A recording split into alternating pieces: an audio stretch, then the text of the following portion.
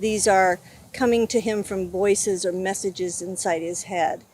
We want Graham to be safe. He left without money or resources of any kind. He can't be eating very well. We're worried about the heat. We're not trying to force him to do anything. We want him to be healthy. He needs medical treatment. That was the mother of missing person Graham Lacher, and you could hear the points. We have very big cause for concern when it comes to this case. Graham has schizophrenia. He was getting treatment at a psychiatric home. They took him out for a walk, and he decided that he wanted to leave. We're now coming up on 3 months that he's been missing. This family needs help. His mother is putting some things out in the media, making it sound like she doesn't have a whole lot of help around this. Can we help her with that? It's time to turn on the searchlight for Graham Lacher.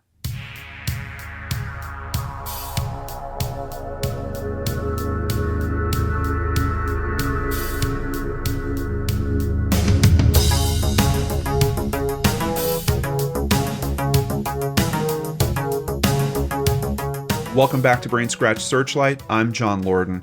Thank you for caring about these cases like I do as we look into another missing person. And we're starting today's episode in a way that I don't think we've ever started one before. We're starting with an article about the missing person being found. Unfortunately, this article is from back in November of 2021. Maine State Police say they safely located a missing Norridgewock man Sunday morning in Waterville. A silver alert was issued for 37-year-old Graham Lacher. No details were given on how he was found. So this is not the first time that Graham has gone missing. In this particular instance, they found him pretty quickly, within 3 days.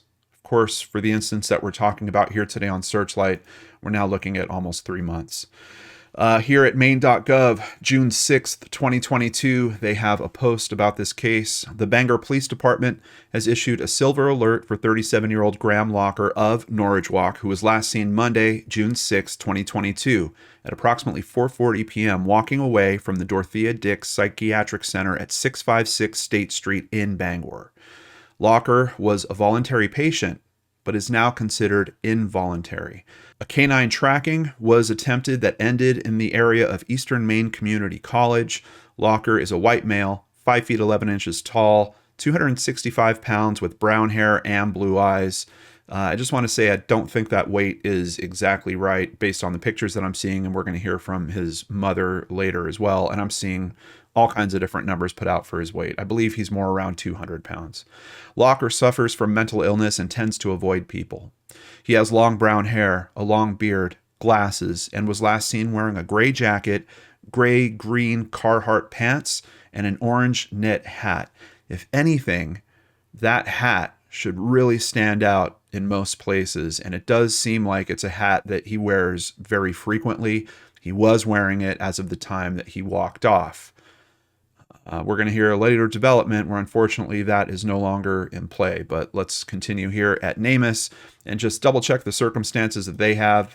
Missing at the age of 37, he is now 38 years old, so it does sound like he had a birthday since he went missing. Middle name is Carlson. Here they do note his height at 5'11", his weight at 200 pounds. Outside of that, for circumstances of disappearance, their details are a little different. So we hear about the sighting at around 4:40, or the time that he actually walks off from the psychiatric center. But here at NamUs, they say last seen near Husson Research Building via surveillance camera at approximately 6 p.m., 2 hours after he left the residence, which was at approximately 4 p.m. on June 6th. So we're already getting a second sighting. I would say this is probably confirmed, especially with it being at NamUs. Their information is usually run through law enforcement. So that seems like a sighting that we can lean on. We'll take a look at a map and figure all this out soon. Hair color brown, eyes are blue. Unfortunately, this NamUs profile just isn't super detailed. We don't have a lot of other information that comes up here. I do think that this is some form of security camera footage. I don't know exactly from where, but in the NamUs profile, this is described as what he was wearing. So this might be from inside the hospital. Maybe it's before he went out to take the walk, which apparently he did have a staff member that took him outside for this walk. But this is his last known clothing description. Fortunately, they just didn't relay it into the actual written details on NamUs. Outside of that, we've got multiple pictures we're showing up down below me to give you kind of different looks at how he looks at this time. And we are going to see there's one picture in particular. I didn't include it here, but when he went missing from before, it looks like, I don't know if they must have been using an old photo because he had completely short hair. Here's a quick look at it. Just in case, I wanted to put this one out there as well, just in case for some reason he might be disguising himself or something along those lines. We really don't know. Anything is at play with a case of this nature. So I just want to be sure to cover as much solid information as possible. Let's do a quick stop at Wikipedia and find out about Bangor, Maine. Bangor is a city in the U.S. state of Maine and the county seat of Penobscot County. The city has a population of 31,753, making it the state's third largest settlement behind Portland and Lewiston. Bangor has a humid continental climate with cold, snowy winters and warm summers. Thankfully, in this time period that we're talking about here for the past 3 months, we've got decent weather that's been going on for most of that.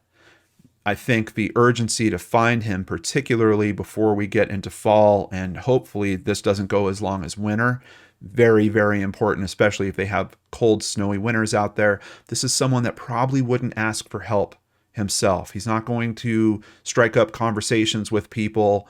He really stays away from people.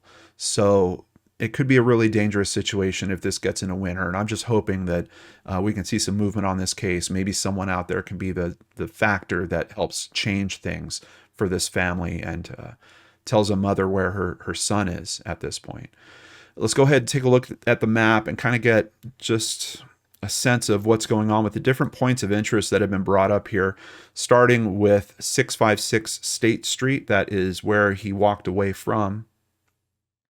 And there is some parks around here. And if we do just kick on the satellite view, some of the parks, like that one, doesn't look as brushy, but you can see there's kind of trees, big sections of woods off to the right. It's kind of important in this case because what I'm hearing based on interviews from his mother is he's someone that would frequently hide in the woods when he wants to be alone. So there's a very good chance that even if you saw him, on a street somewhere, if you tried to approach him, which no one is suggesting that you do, he might go running off probably to the nearest woods and just kind of cut through there. If you do encounter him, basically what they want you to do is just snap a picture with your cell phone, call 911, keep an eye on him until emergency services show up. If he happens to take off on you, note where he was last seen. Basically take a picture of that place, take a video of that place. Information is really, really important, even more so than you trying to engage him yourself and think, oh, I can get this thing wrapped up. There he is. And, I'm going to offer to buy him a lunch or something. It's not going to go the way you expect it based on what his mother's saying. So he walks off from this place. We hear about a potential sighting, well, pretty much confirmed sighting, since it's in NamUs and it's talking about it being on camera. Eastern Maine Community College, somewhere in this area, not too far from where he left. And considering it was 2 hours later, doesn't look like he's on a track of wanting to get out of the area very quickly or something like that. As a matter of fact, there's other sightings that make it sound like he might be kind of floating around in this area. There's another potential sighting that is mentioned. Actually, if I remember right, the NamUs one is actually the Husson University sighting. That's over here. There is a sighting that's noted by news sources at Eastern Maine Community College here. The thing that's tricky about these sightings is, from what I'm seeing, both of them are noted as happening around the same time, which doesn't seem likely. Like we've got some serious miles between these two locations, so I don't know if the details are confused in some of the news coverage. I would kind of lean on NamUs because, like I said, NamUs, the information has been vetted by law enforcement. They are saying the Husson Research Building. Husson University is this other location up here. However, still keeping that in mind, I am seeing a third potential sighting. This might be related to the Eastern Maine Community College sighting, but there is a road called Sylvan Road here, and it ends, and there is potentially a sighting that happened right at the end of Sylvan Road. There is also some reports of him potentially being seen walking along Highway 95 in the early morning hours of the next day of June 7th. So it does seem like, based on the pieces that we're getting, kind of in this area is where we're looking, between the community college and the university. But I mean, just look to the north of that. We've got a park preserve. We've got a forest. There is just a lot of potential, especially if he likes to hide in those types of environments. And not just that, but we've got pockets all over the city, just pockets of dense trees. So a lot of different places that kind of need to be looked and checked with this case.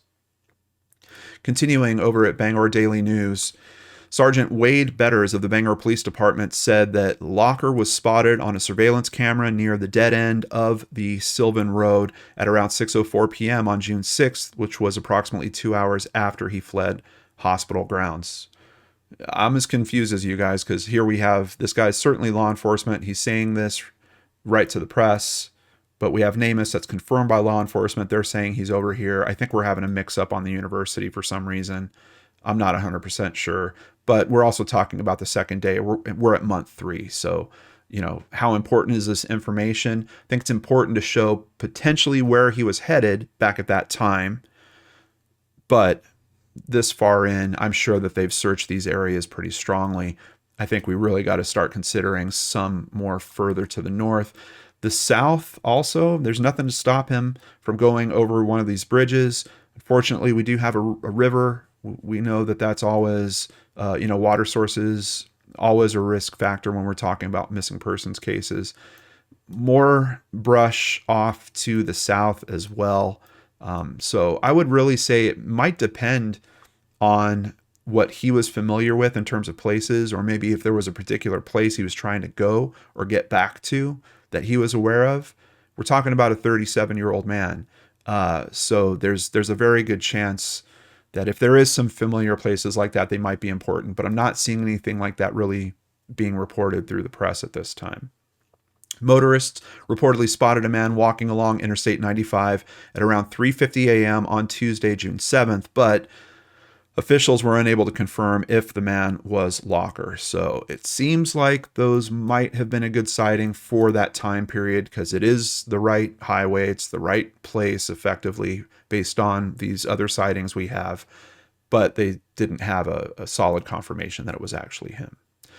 Thankfully, we do have an organization that starts helping with searches, and law enforcement does get into gear with this case. We're going to learn that maybe it wasn't quite as fast as the family was hoping, but let's continue here. Law enforcement and DEME Search and Rescue have been searching the area near where he went missing. They say Border Patrol joined with a helicopter, and game wardens had air scent dogs searching. What is this organization? DEME, it actually stands for Down East Emergency Medicine Institute.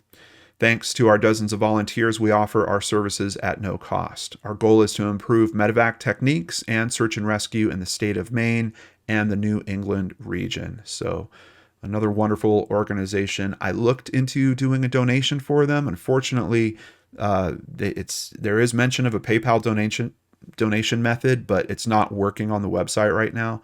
I'll keep an eye on it. If that changes, I'm certainly going to do a donation in his name for them. Let's learn a little bit more about Graham over at foxbangor.com. Graham is a unique person. He's brilliant, gifted with languages, and a creative artist, said his mother, Tammy Scully. Tammy Scully is not only his mother, but also his legal guardian at this time. She said that it's terrifying knowing that her son has been missing for 10 days. Every patient has to be discharged to someone in the community. You can't go from being in a completely locked facility to being in a community without taking steps to work up to that, said Scully. So that's a bit of a changing factor in this, and I think that's why the description that we heard over at maine.gov is saying, yes, he was there voluntarily, he asked to be there, but it is a secure facility. Once you acknowledge that you're taking part in that program, you become a part of that program. You can't just all of a sudden, okay, I'm done, I'm out of here. It looks like there's approvals that have to happen before they let you kind of reintegrate in the community or go to a group home or whatever other opportunities are there. Maine Warden Service, the Down East Emergency Medicine Institute, and volunteers have been assisting Bangor police with the search. Quote, the efforts today were with helicopters and ground units. We had some of our ground personnel searching around Essex Woods. In addition, we also had the Border Patrol bring out a helicopter on the Bangor police request to fly in around the area of Essex Woods and other parts of Bangor, said Richard Bowie, Director of Operations at DEME. What are these woods that they're talking about? It's a little easier if we cut back to this other map, but we can see that we've got a little section here, Essex Woods. And once again, kind of for where the sightings are, that might be an attractive place for him. We've also got a couple of food establishments around here. He doesn't have any resources. He left with nothing. He has the clothes on his back, basically. He doesn't have money. In short, in his previous disappearance, he had money. He was going to fast food restaurants and kind of just keeping him to himself in a corner while he was reading a book, and would literally just like buy a meal and then stay there for practically, I guess, the whole day. They think maybe at night he would just keep walking to keep himself warm. And then when another fast food establishment would open, he would just go in and sit in there and just continue reading his book. This time around, I don't think he's taken anything in terms of his books. We know he doesn't have his cell phone. He doesn't have money. He has no resources. So when we're looking at a map like this and they're thinking of Essex Woods, we've got some food establishments around there. Is he asking for food? Probably not, but is he hitting up dumpsters, things like that? We just don't know. It's a possibility. I really think he's on the outskirts of where he would get food and water. He's not trying to run away. He's not trying to harm himself. He's just trying to be independent, said Robert Kierans, who's a DEME volunteer as well. Continuing with an article at centralmaine.com, Scully said Lacher is not violent, but she could see how he could alarm people if he was wandering around in someone's yard. That could certainly turn into a troubling situation. Although Maine State Police had previously said Lacher was from Norridgewock, Scully said he's actually from Waldo County, primarily Belfast. He spent most of his life in Belfast and grew up attending Winterport schools and Hampton Academy. His last state ID listed Norridgewock as his place of residence because he'd been living in a group home there. But he'd been staying for about 6 weeks at the Dorothea Dix Psychiatric Center in Bangor before running away when a staffer took him outside for a walk. It's a total shock he ran away from Dorothea Dix because he felt completely safe there, his mother said. In this article at WABI-TV, his mother and his stepmother both just echoing that if you do see him, the thing to do, I'm going to say this a few times in this video, contact 911, get a picture if you can, just lock eyes on him and try to make sure that he doesn't disappear from your view, but don't freak him out. Don't try to approach him. Do not say his name. That could frighten him. He could bolt, essentially, if a stranger came up to him saying, Graham, your mother's looking for you. That could be enough. He could take off. So take a picture, stay in the area, wait for law enforcement to show up, direct them to him. That's the best mode of operation. If he does take off, note the exact location that he went running off to, especially if it enters a wooded area, because then they can bring scent dogs. They can say, okay, this is where he went in, pick it up from here and see where that trail goes. PenBayPilot.com wrote a very, very good article on this. I'm going to put it at the top of the sources down below. If you have some extra time, please give this one a read. But just a little more backstory. First symptomatic at 7 and given various diagnoses, ADHD, autism, schizophrenia. He was more conclusively diagnosed as schizophrenic at 14 and given a second diagnosis of autism, Asperger's as a teen and as a young adult. He was first hospitalized in his early 20s, and in 2017, he moved into a group home in Norridgewock, where he lived for 5 years before taking off from there in November of 2021. He had money that time, and when he was found, it seemed likely that he had sat quietly in 2 different fast food restaurants after ordering food, a book open on the table in front of him, his head down, and he may have even slept that way and walked around at night to stay warm. He explained that he had an involuntary summons from the nether realm when asked why he left the group home. So clearly not a rational thought that caused him to bolt, explained his mother. Tammy and husband Jack Scully, who reside in Belfast, have spent hours canvassing areas around stores and shopping malls not far from the back exit of Dorothea Dix, and hope that retail staffers will examine camera footage. I have seen a few businesses really step up. I've watched all the video segments I could find on this, and some of the businesses are being very good to the family in terms of like, yes, we'll give you the footage. Here it is. Some of them are even going as far as reviewing the footage for themselves and then letting them know if they see some potential figures in the footage that might be him. Searching for him and spreading word of his disappearance has taken over his parents' life, and they're hoping that he might surprise us all. Quote, "I surely hope he's managing to survive in ways we never expected he would need to," says Scully. And I'm certainly hoping for that as well. Continuing with another article at Bangor Daily News, his mother said that law enforcement have failed to share much information about the search for her son, frustrating her family and leaving them wondering who is in charge of finding him.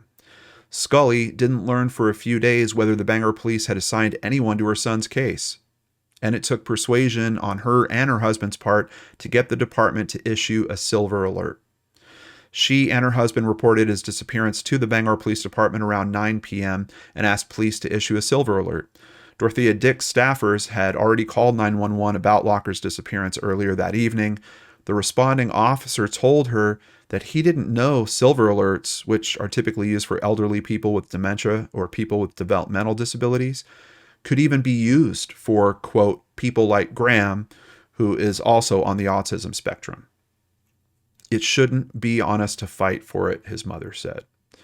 Now, admittedly, there's been a change in how silver alerts work there, but this change has been instituted over the past year. So kind of surprising that, you would have an officer not be aware of that. The program was expanded just last year to cover younger adults thought to be in danger because of their mental or physical health or intellectual or developmental disabilities. Scully said that should apply to people like her son, who is non-social and has paranoid tendencies that lead him to avoid people, making it unlikely that he'll go to public places where he could be spotted and brought to safety. The other thing here is if they just would have looked at his record and seen his other disappearance, which obviously he was living in a different place, so it was a different police department. But if they were able to pull that up, it was publicly available on the internet. I found it. They would have seen that was a silver alert and it was in the same state. So to know that this family had to kind of push through to get that done seems a little silly. I just wish that, they would have taken a moment and the responding officer would have just done a quick search. Especially, I'm sure the family said, oh, he did this before. This happened in November. Pull up that record and see, oh, okay, that was a silver alert as well. Let's go ahead and get this done. Because I get it. There's a change like that, happening to a policy within the past year. It's certainly possible that not everyone gets the memo effectively. The article continues, but it isn't clear what's supposed to happen afterward, like when agencies should start searching for missing people or what information they must share. No public safety agency has asked her for an article of Lacher's clothing to give search dogs a scent to detect. That kind of makes sense. I'm wondering a little bit if they went to the psychiatric home and got something from there, maybe. It's a possibility. I think what I'm seeing in this case is certainly not the best communication that's happening between law enforcement and the family. And typically this early in a missing persons case, that's usually not too much of a problem. So this does seem to be a bit unique here. Back to the article. And now it's too late to conduct a scent search of her son, Scully said. Bangor police are actively searching for Graham and have conducted several searches using foot patrols, unmanned aircraft, and a helicopter, Chief Mark Hathaway said in an email to State Rep Laura Sapika. Quote, "As I write this, we have a crew fixed on various tasks, all focused on finding Graham, including a supervisor and 2 lead investigators," Hathaway said. "The main warden service has provided us with support and conducted 2 additional searches with specialized canines. He also recommended that volunteers drive around the Stillwater Avenue and Hogan Road corridor, including the mall area, surface stores, and the residential area off Howard Street, and report any sightings of Lacher to law enforcement." Once again, Lacher did not have any money, food, or water on him when he fled Dorothea Dix. Some of the information in the silver alert is also outdated, Scully said. It listed his weight as 265 pounds, when in reality he's much leaner and weighs less than 200 pounds. Lacher is incredibly intelligent and fluent in Spanish. He also speaks some French. He loves writing poetry, painting, drawing, and reading, she said. He had 800 books in his room back at the group home in Norridgewock. So his family has looked for him at retail establishments like Books A Million and also the Bangor Public Library. But it's unlikely that he'll go to other public settings, Scully said. All the typical things that police think he will do, he won't, she said. Of course, we know it's also not the first time he's gone missing. When he left the group home in November, she's saying that law enforcement at that time quickly mobilized and found him 3 days later in Waterville. He went temporarily mute after that. So effectively, they find him, they bring him back, they find this new service for him, they put him in this place. He is not speaking through any of this until 2 weeks before his disappearance. He finally started speaking out loud again to his caretakers and to family. Despite her current frustrations with police, Scully said her family was thankful for support they received in the past from the Waldo County Sheriff's Office, Belfast Police, and the Maine Warden's Service. Sounds like she's basically thanking all the departments from when he disappeared in November. Seems like she might still have some hard feelings to the Bangor Police Department. It's not every day that we cover cases of this nature here on the channel, and sometimes it gives us unique perspective. And I don't want to push into it too much because we really want to focus on finding Graham and bringing him home and that information that can help with that. But I do also want to help us be aware of other aspects that are going on with this case. His mother made some comments to centralmaine.com, and here's the title of the article: Mental Health Care System Failed Man Who Went Missing in Bangor, his mother says. Her main point here is this quote: "You pretty much have to criminalize your loved one to get them help. The system responds to criminal activity, such as an observable threat to himself, an actual attempt at self-harm, or to another person. I feel it's a violation of my son's rights to withhold treatment until he's committed a crime or tried to harm himself," she said. "He should be able to receive services when he's in crisis for an illness that is not a life choice, but a condition he was born with." So obviously a lot of very strong feelings that she's dealing with, and I'm sure that's a reality that she's been dealing with the majority of his life. Now we hear of a very interesting approach. Have you guys ever seen a missing poster like this that's on the screen right now? And in a way, I think this is kind of brilliant, and it might be the thing that gives them another glimmer of hope if they can see that he's interacted with one of these posters. Why would he be so attracted to it? Let's learn the details here at wabi.tv. First off, we hear that a state trooper might have spotted him within the last couple of days. I'm not seeing any follow-up on that. We don't know if it's an extremely solid sighting, and I don't know why the state trooper wouldn't have tried to follow him, maybe called for backup, tried to engage him to bring him home. Maybe he didn't recognize or see the poster of Graham missing until he got back to the station that day, and then he put it together, something along those lines. But potential sighting that happens here. Back to this unique poster. Scully says they're taking a different approach to finding her son by staking signs around the tree line in the area that he went missing. It includes one of Graham's paintings. I think that is just so brilliant. Something that would immediately grab his attention. On top of that, they have a Ziploc bag attached to the stake, and in that bag they have a small notebook and a pen. Once again, items that might be very interesting to him. This guy loves art.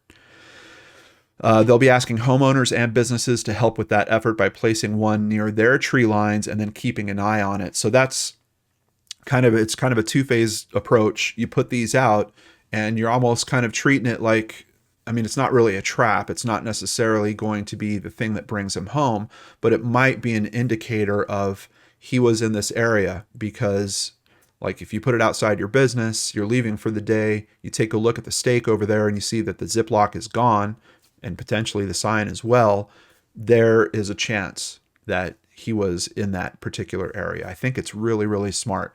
Is there a downside to it? Of course. You're going to have kids coming by. Some kid sees a free notepad and pen, pops it off the stake. Is that kind of stuff going to happen? I'm sure. But taking those chances on the odds that maybe it was Graham that actually grabs the item, I think is really, really smart. For the family, every potential sighting brings with it hope that he could soon be found. Quote, "We're not unhappy for people to give us a sighting that turns out to not be Graham, because for us it means that people are looking and that they care and that they're trying to help," said his mother, Tammy. "I'm hoping that he'll notice we're asking him to please come home, that he's not in trouble. So that's a new strategy." That's another thing. On the bottom of the sign, and I kind of rushed through it, "You're not in trouble. We just want to help you get healthy again. We own a cabin like this in the woods now, and you can live there if you want with all your books and art supplies. Please come home." So they've also just put out a strong message. If that's not the place you want to be, we've got another place where you can be. It's really just an interesting thought. And where does she get it from? Several people suggested that to me this past week, and we thought, we've tried everything else. Let's try it. I'm going to keep that one in mind. For particular instances, I think potentially with, missing children as well, especially if it's a child that you think might have run away, that same kind of thing, putting out something that's their own writing or their own artwork with a clear message that they're not in trouble seems like a good move in my mind. August 8th, 2022, according to Missing Graham Lacher, a Facebook page run by his mother, a DME volunteer found an orange hat with Lacher's name written in it. So that's why I mentioned earlier, we had this great indicator, like he seems to love this hat, wore it a lot, was wearing it when he left. Unfortunately, the hat has been found. It was found on the ground at the corner of Juniper and Dartmouth Streets in Bangor. There's a little map here at the next article we're going to take a look at. The hat was discovered inside of the tree line. And this is really close. I mean, look, it's less than 2 miles away from when he left the psychiatric home here. It's close to another park. We've got Juniper Street right here at the Stillwater Park Playground. Also kind of in the range of where these sightings are. And if we do consider the possibility that he might have been heading to Husson for some reason, it's on the path to that. That's kind of the big question I have about it, is the timing of when the hat was dropped.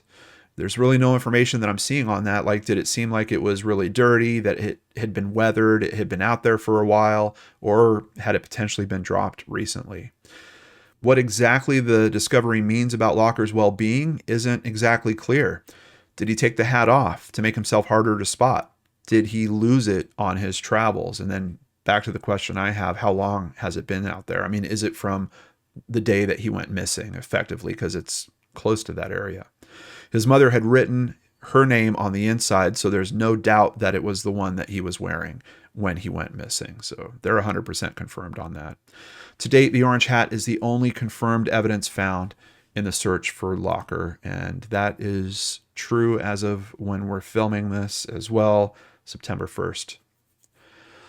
Why I Think My Son Is Still Alive, written by Tammy Scully. And once again, a big thanks to Penn Bay Pilot. They've taken just a very caring approach with reporting on this case. I really, really appreciate what they're doing.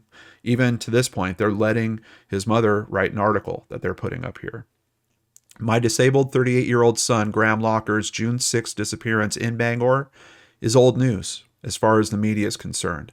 For us, it's fresh agony every day. Every day we believe we have a chance of finding him. Every night we return without him. Police want me to give a DNA sample, so when they find a body, they can tell me if it's Graham's. But I'm not ready to do that. It feels awfully close to giving up. I won't let the idea that Graham might be dead impede further efforts to find him. Why do I think my son is still alive? Because despite the voices in his head that put his life in jeopardy, he believes they are giving him commands vital to his well-being. A few days before he ran, he wrote in his journal, "They're telling you to go as soon as their timing is wisest." What seems irrational and dangerous to most of us, running into the woods without resources of any kind, is to him a command he can't refuse. He actually believes he's avoiding danger by heeding it. Graham's the type of person, he attends to every detail of what's going on around him, even when he looks like he's in another world, carrying on a conversation the rest of us can't hear, and he was in excellent physical condition when he ran. He doesn't use or abuse any substances, not even cigarettes or alcohol, let alone street drugs. He's disciplined, even obsessed about diet and exercise. So I do believe he's capable of hiding out and watching, taking note of how to get food and water, and quickly grabbing them when nobody's looking. But an obsession with survival is not the same as caring for himself. As one police officer recently implied, if he's still out there after all this time, he's clearly able to take care of himself, he told me. A person hiding in fear, unsheltered, without crucial medications or any money, and eating from garbage cans is not my definition of taking care of himself. That's why we leave our house every day to look for our son. If he's still alive, he's barely surviving, and we want more for him than that. Very, very touching letter from his mother. The latest news on this case, his family is offering a $500 reward for information leading to a successful reunion with him. According to Scully, she's saying at this point there is no active investigation or search going on for her 38-year-old son. Quote, I don't think the public realizes we're the only ones actively looking for him. She and her husband, Jack, and Graham's stepmother, Kim Lacher, are being helped by two other key people, volunteers Brandy St. Louis Barron and Robert Cairns. That's it. 5 people trying to cover the entire state of Maine, says Scully. You know, especially knowing that this is outside of that 1 to 2 month range, this is kind of the reality of missing persons cases. Effectively, they do just become a footnote in a computer somewhere, and until there's new information that comes in, there's really not a whole lot of action that's done. Now, when new information comes in, if all of a sudden there's another potential sighting, or they get some type of information that says, no, this area of woods needs to be searched, can there be further action that happens? Yes, it certainly does. But from the family's perspective, you know, first of all, they had trouble getting the proper attention that they wanted at the start of all this. By the time they did, they felt like those critical first, 48, 72 hours had passed, and they missed their opportunity to really bring him home. I completely understand their frustration. I totally understand their strong feelings and why they feel like no one else is really helping them at this time, because no one is going out there every day looking for Graham like they are. It's the truth of the matter. That's part of the reason why I wanted to do this video, just to help raise exposure, also help maybe get another volunteer or two to help them would be a big addition to their team. So if you happen to be in this area and you think you could be helpful to them, we've got their Facebook page in the description box down below. Please reach out to them and offer the help. I'm almost certain they're going to take it. Outside of that, helping by just thinking, do I have friends that live in that area? Share this video with them. We need exposure to stay raised around this, and for people to be aware of what they're looking for. This guy deserves every chance that this world can give him. He's got a family that's there to support him through all that. We just need to bring him home. His mother says, we believe someone has seen him without realizing it. Very good chance. So getting the word out more broadly is essential. We need help from the public to be on the lookout, to spread word of his disappearance, and if possible, to help us search or review surveillance footage. Any support of any kind is much appreciated. Because he's been known to walk long distances, I think in one of his disappearances, I think he traveled somewhere like 17 miles. It's possible that he could have traveled beyond the Bangor area. There have been unconfirmed sightings in the Dexter area of someone matching his description. Now, outside of all that, is there a way for families that have loved ones dealing with conditions like this to help themselves? There's a woman that felt like this about her son and effectively reached out to law enforcement and said, can I give you some information on him? Can I keep a current picture with you guys so that you're aware that we live in the area? And if you see him someplace strange, you might be able to identify him in some way. This article at News Center Maine tells us a little bit more about this initiative. Some police departments across the state are using wandering registries, which are databases that can help identify people who may be prone to wandering, oftentimes with conditions like autism, Alzheimer's, or old age. The mother's name was Linda Lee. She moved to Belfast with her 14-year-old son who has autism. And she spoke to police about, hey, what can we do with this? And effectively, they got together with the 911 dispatch center and said, let's build up a database and then we can start tracking this type of information. It's important that this information does get updated, though, and that's why they're noting here the database is a live action filing system for photographs and information to be on hand in the event a person prone to wandering goes missing. It gives police the ability to potentially recognize someone before their family may even know they're missing. Just imagine a situation where a police officer comes up on a 14-year-old and thinks, this is a weird situation. This kid's out here alone, or, we caught sight of him from the wood line. We went into the woods and there he was. You go searching for information. Maybe he's not speaking to you. Maybe he's not giving you information. Now there's a system that they could actually look at and say, let's double check that wandering database. They've got recent photos there. That could be really, really helpful. And I love that aspect that it could really help potentially recognize someone even before their family has become aware of them becoming missing. So great idea, great foresight on that. It's not happening everywhere yet. So if you are dealing with something like this, please check your local services, see if it is being offered. In Maine in particular, they do have several of the counties now doing it, including the county that Graham went missing from as well. As I mentioned, we have a link to the Facebook page in the description box down below. If you want to show this family some support, just click on that link, go ahead and give it a like. Let them know that you're another person that's out here that cares about Graham, wants to see him come home. If you can help them with more than that, something virtually that can be done. If they do have footage to review, drone footage or surveillance footage, maybe you can ask to become part of that team as well. I know they were doing a bit of that early on in the investigation. I'm not sure how much of that type of work is left this far in. Certainly worth asking, and you can do all that through the Facebook link down below. I'll also have a few different videos down there. One is an interview with his mother that's very well done. Guys, it's really heartbreaking to me. Like these videos, one of them literally had 1 view. This one has 123. The other video I looked at literally had 1 view, and it was like a news segment. We really need to raise exposure to this. So once again, just please think, do I know someone that can help with that in that particular area? And who knows? I mean, it's not just that area. I mean, 3 months has passed. He does walk extended distances. So I'd really say if you've got any friends, family, acquaintances in Maine, shoot them this video. Let's give this family another chance. Of course, we can't do what we do here without the help and support of so many of you wonderful people through Patreon, through PayPal. Thank you guys so much. I want to thank new patron Alicia Bowden. Thank you so much for signing up on Patreon. If you want to do the same, visit lordandarts.com. There you can sign up for Patreon, sign up for PayPal, buy merchandise, or even buy us a coffee like Sharon Ayers recently did. We really appreciate it. You guys know we don't let these presentations run with a bunch of commercials in them. There's one at the start, one at the end. That's it.